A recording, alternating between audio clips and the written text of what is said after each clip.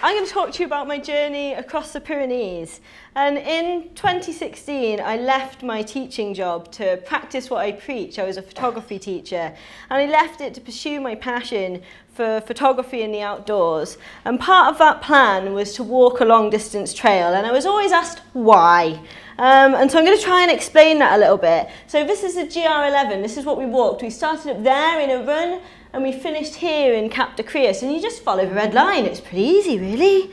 It's about 500 miles, please spare me any Proclaimers jokes, and runs the entire length of the Pyrenees, which is the equivalent of scaling Everest 5 times. It took us over 1 month to do, and we had one unintentional rest day that I'll come back to. Before we started, I had an entire repertoire of answers to that question, why? But after a week of walking in torrential rain, I was pretty much screaming it in frustration. So why did we continue? It would have been easy to just quit, chalk it up to the wrong season and go on our way, but we didn't, and we arrived here, Ibon de Aniet, where we spent the morning sleeping, swimming, snoozing, eating, and suddenly it all made sense again. Life slows down when you are through hiking. There is real pleasure and real pain to be found in carrying everything you need with you on your back. Your routine becomes simple. You wake up, eat some porridge, do some walking, eat some more, do a bit more walking, set up camp, eat some more, go to sleep, and then repeat. And your days are decided by the weather, the light, the terrain. And you might not see people for days, but there are always traces, like here in this body. We sought shelter from a storm here, and we watched it from the door in solitude. And in that moment, the way that we valued things was enhanced. We valued having a solid structure, and we valued having somewhere dry to cook our meal, and we valued being able to experience the power and beauty of nature. When you're through hiking somewhere like Odessa, you're completely present in the moment. The future only needs to be a couple of days away, and if you think too far ahead, then negative narratives start to sneak in. Equally, when you're navigating through thick cloud, you're completely focused. No unnecessary thoughts intrude. But eventually, something always comes along to shake your resolve. This brings me to our rest day. It was a potentially disastrous incident that involved my head and the bathroom wall. I slipped and required 4 stitches, but were administered by someone who could have been a doctor or maybe a vet. He said no walking, and I was devastated. We'd spent 25 days in the mountains, and it felt ridiculous to be beaten by a bathroom wall.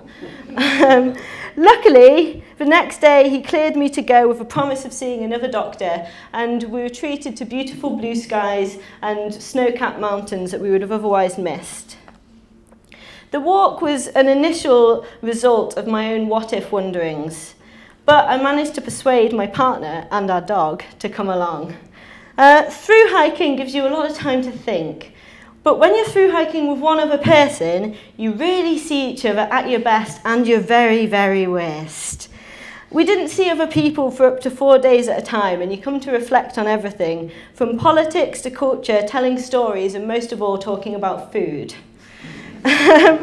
When you do finally meet someone, connections become easier to make. For example, this place. We came here and we knocked on a door and asked if we could have a dinner, and they cooked us a beautiful vegetarian meal, only for us to realise at the end of the meal it wasn't a restaurant at all, it was just someone's house and they were too rude to decline. That evening, we spent cooking chestnuts on an open fire in a bothy and shared stories of another through hiker. And they're always the same, people welcoming you into homes, offering food and shelter, and sharing evenings and walks with complete strangers. But Bella was the star, our dog. It was always about her. However, when you're walking with a dog, there are a lot of unknowns, particularly with accommodation. One village kindly offered us a sports hall to sleep in. You would think that approaching the end of a walk like this, you'd feel elation and joy, but I only felt melancholy. I wasn't ready to finish, but the sign acted as a reminder for adventures yet to come. The guidebook describes the end as an insignificant cairn.